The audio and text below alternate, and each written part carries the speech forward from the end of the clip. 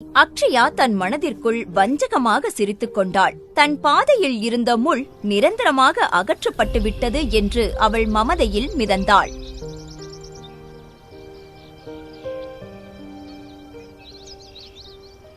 சிறிது நேரத்தில் திடீரென ஒரு விலை உயர்ந்த காரின் ஹாரன் சத்தம் அங்கிருந்தவர்களின் கவனத்தை ஈர்த்தது.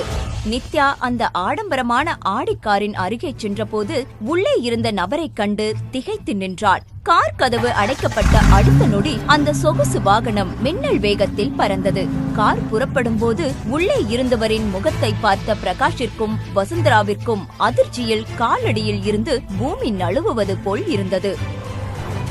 யார் அது நித்யாவை அழைத்துச் சென்றது? நித்யா அக்ஷயாவின் கேள்விகளுக்கு பதிலளிப்பாளா? வந்தது அவளது விடிவெள்ளியா அல்லது அடுத்த சதிவளையா? நித்யாவிற்கும் பிரகாஷிற்கும் இடையிலான ரகசியத்தை அவள் வெளிப்படுத்துவாளா? காரில் இருந்த நபரை பார்த்ததும் நித்யா தேம்பி அழத் தொடங்கினாள். அது அவளுடைய தோழி ஜெனி. ஜெனி அவளை கட்டி அணைத்துக் கொண்டாள். அழாத நித்யா, உனக்கு நடந்த ஒவ்வொரு கொடுமைக்கும் நம்ம கண்டிப்பா பழி வாங்கணும். என்கிட்ட ஒரு சூப்பரான பிளான் இருக்கு. ஆனா அதுக்கு முன்னாடி எல்லாத்தையும் எனக்கு தெளிவா சொல்லு. எப்போதும் பிரகாசமாக மின்னும் நித்யாவின் கண்கள் இன்று அழுது அழுது வறண்டு போயிருந்தன. அவளது முகத்தில் அந்த வலி அப்படியே தெரிந்தது. சில நாட்களுக்கு முன்னால் அவள் வாழ்க்கையில் வீசிய அந்த புயலை அவள் நினைத்து பார்க்கிறாள். என்னால எப்பவுமே அம்மாவாக முடியாதா? நான் ஒரு குழந்தைய பெற்று தருவேங்கிற நம்பிக்கையில தானே இந்த கல்யாணமே நடந்தது. இப்ப எப்படி ஒரு குழந்தைய பெத்துக்குவ? நித்யாவின் கையில் இருந்த ரிப்போர்ட் நழுவுகிறது. அவளது வாழ்வின் அத்தனை மகிழ்ச்சியும் சோகமாக உருவெடுத்தது. எனக்கு தெரியும் உன் மேலதான் தப்பு இருக்குன்னு.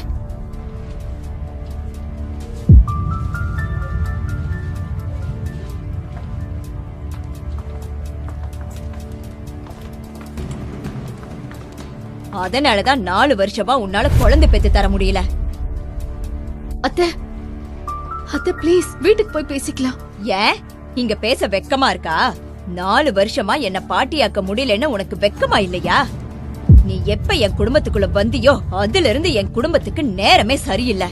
நித்யா தனது மாமியார் திட்டுவதை பொறுத்து கொண்டு அமைதியாக நின்றாள். நித்யா தனது கணவன் ஹாஸ்பிட்டல் காரிடரில் வருவதை கண்டாள். பிரகாஷ், பிரகாஷ், என்னோட ரிப்போர்ட்ஸ பாத்தியா? பிரகாஷ் அவளை உதறிவிட்டு எக்ஸைட்மென்ட்டுடன் தன் அம்மாவை நோக்கி ஓடுகிறான். அம்மா, ரிப்போர்ட் பாசிட்டிவ். அவள் மாமியாரின் கோபம் திடீரென்று சந்தோஷமாக மாறியது. கடவுளோட அருளால என்னோட கனவு நனவாக போகுது. பிரகாஷ் மற்றும் மாமியாரின் இந்த திடீர் மாற்றத்தை கண்டு நித்யா குழப்பமடைந்தாள். அவளால் எதையும் புரிந்து கொள்ளவோ பேசவோ முடியவில்லை. அந்த நேரத்தில் நித்யாவின் உறவினரான அக்ஷயா அங்கே வந்து மாமியாரின் பாதங்களை தொட்டு வணங்கினாள். போது போது நல்லா இருமா, உன்னாலதான் என் கனவு நிஜமாக போகுது. இப்பதான் என் மனசு நிறைவா இருக்கு. பிரகாஷோட வம்சத்தை சுமந்த அடுத்த தலைமுறைக்கு கொண்டு போக போற.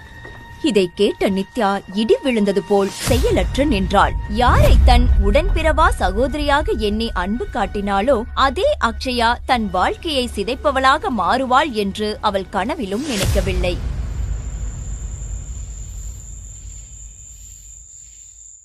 நீ மத்தத பத்தி சொல்றதுக்கு முன்னாடியே ஹாஸ்பிட்டல் ஸ்டாஃப் என்கிட்ட எல்லாம் சொல்லிட்டாங்க.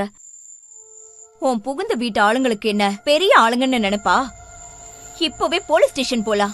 ஜெனி, என் தலையெழுத்தை யாராலையும் மாத்த முடியாது. நான் முன்னாடியே சொன்னேன், பிரகாஷ் அவ்வளவு நல்லவ மாதிரி தெரியல. என்ன அதான் நான் இந்த நிலைமையில இருக்கேன். ஜெனி, நீ எப்பவும் சொல்லுவல்ல எல்லாம் மறந்துரும்னு.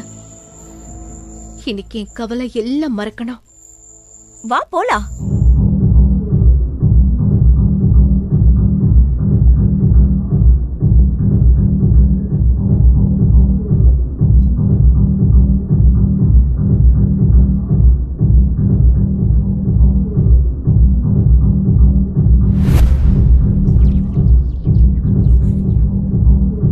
எப்படி இருக்கு?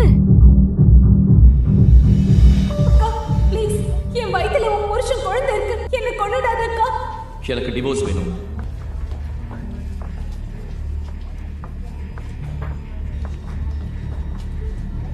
என்ன பண்ற? எவ்வளவுதான் குடிப்ப? வெயிட்டர்,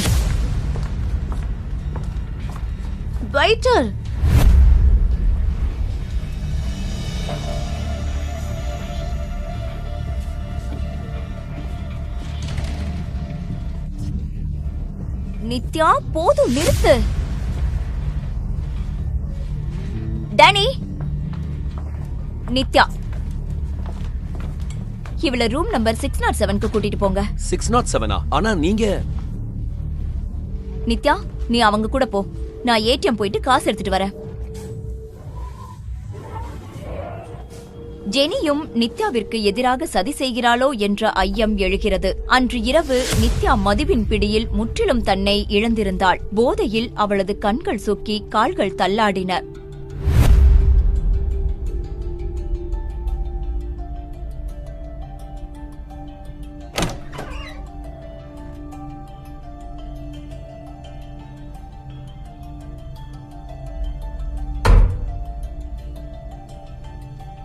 ஜெனி காட்டிய அறைக்குள் நித்யா நுழைந்தபோது அங்கு ஏதோ விசித்திரமாக இருப்பதை உணர்ந்தாள்.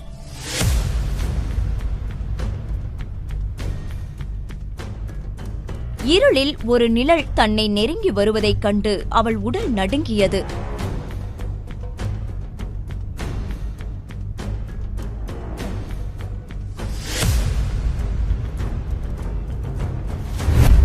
அந்த அறையில் தான் மட்டும் தனியாக இல்லை என்பதை அவளது ஆழ்மனம் எச்சரித்தது.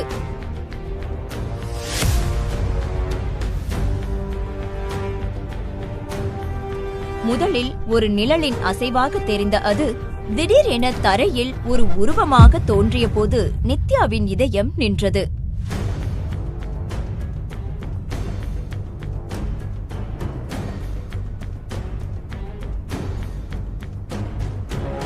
பயத்தின் உச்சத்துக்கே சென்ற அவள் அங்கேயே மயங்கி சரிந்தாள்.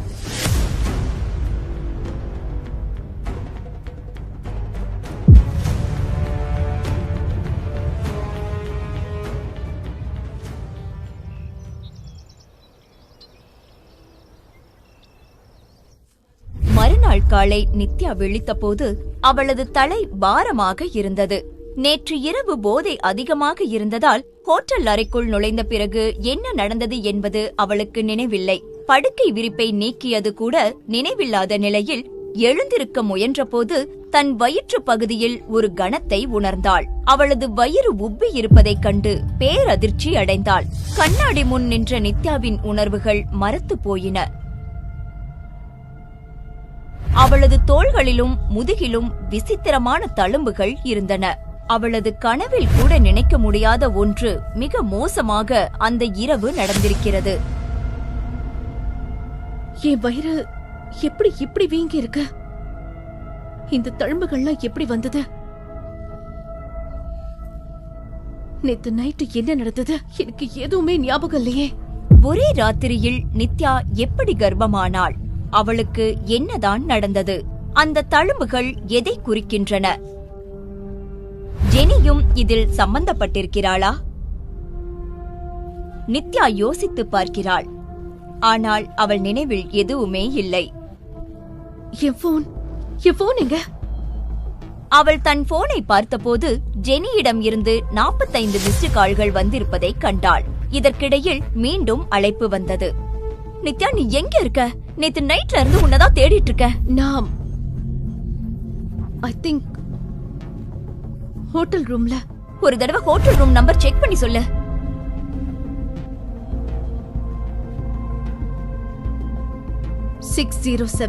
ரூம் நம்பர் 607 என்பதை கேட்டதும் ஜெனி பெருமூச்சுடன் நிம்மதியடைந்தாள். சரி, ஓகே. வேகமாக நித்யா இருக்கும் இடத்திற்கு போனாள்.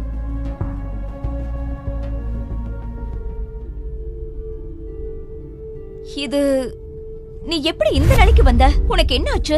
உன் வயிறு மட்டும் எப்படி இப்படி உப்பி போயிருக்கு?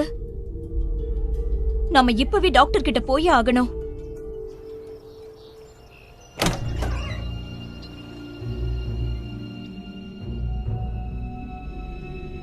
ரிப்போர்ட் வந்துருச்சு. நீங்க 7 months பிரெக்னண்டா இருக்கீங்க. ஒரு புறம் நித்யா திகைப்பில் ஆழ்ந்து போயிருந்தாள். யாரும் தொடாமல் ஒரே இரவில் தான் எப்படி 7 மாத கர்ப்பிணியாக மாற முடியும் என்று அவள் வியப்புடன் எண்ணினாள். ஜெனி சொல்ல முடியாத சந்தோஷத்தில் திளைத்தாள். ஜெனி, ப்ளீஸ் சொல்லு, நேத்து நைட் அப்படி என்னதான் நடந்தது? நேத்து நைட்டு உனக்கு என்ன ஆச்சுன்னு நான் சொல்றேன். ஆனா என்கிட்ட ஒரு கண்டிஷன் இருக்கு. என்ன கண்டிஷன்? ஜெனியின் கண்டிஷனை கேட்டு நித்யா சொன்னாள். என்ன ஜெனி பேசுற? நேத்து நைட்டு நடந்த கொடூரமான உண்மையை சொல்லாம கண்டிஷன் போடுற? உன்னோட இந்த நிபந்தனையை என்னால ஒத்துக்கவே முடியாது. ஜென்னியின் அந்த நிபந்தனை என்னவாக இருக்கும்? நேற்று இரவு நடந்த உண்மையை நித்யா விரைவில் அறிந்து கொள்வாளா? நேற்று இரவு நடந்த உண்மையை நித்யா அறிந்து கொள்ள போராடி கொண்டிருக்கும் அதே வேளையில் அடுத்த எபிசோடை தவறாமல் பாருங்கள். பாக்கெட் எஃப்எம்மின் அனைத்து எபிசோடுகளையும் கேட்க பாக்கெட் எஃப்எம் ஆப்பை டவுன்லோட் செய்யுங்கள். லிங்க் டிஸ்கிரிப்ஷனில் கொடுக்கப்பட்டுள்ளது.